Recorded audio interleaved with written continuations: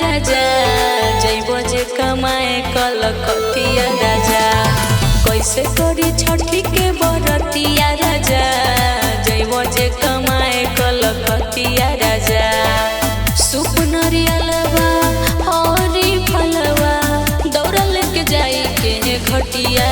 राजा कैसे करी छठी के बरतिया राजा जइबो जे कमाए कलकतिया राजा कैसे करी छठी के बरतिया राजा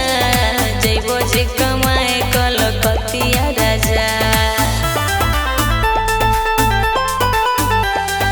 कैसे करी छठी के बरतिया राजा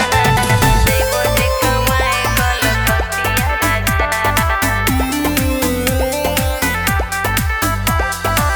पढ़ना खरना हमहु धरब अरग परब कैसे कर रउआ चल जइब त अकेले रहब घरवा में छोट को देवरवा त रहेला बहरवा में और कुछ दिन रुकिए नु जाई मानिल हमरो बतिया राजा कैसे करी छठी के बरतिया राजा जइबो जे कमाए कलकतिया राजा कैसे करी छठी के बरतिया राजा जइबो जे कमाए कलकतिया राजा कैसे करी छठी के बरतिया राजा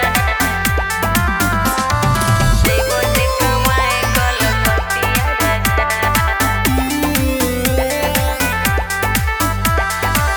बोला ए राजा कैसे जाइब बजरिया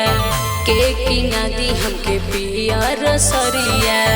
के किना दी हमके पियर सरिया रउआ जे रहब त होई आसानी कहे राधिका नहीं बढ़ी परेशानी अब की साल जाए के मन करे घटिया संगतिया राजा कैसे करी छठी के बरतिया राजा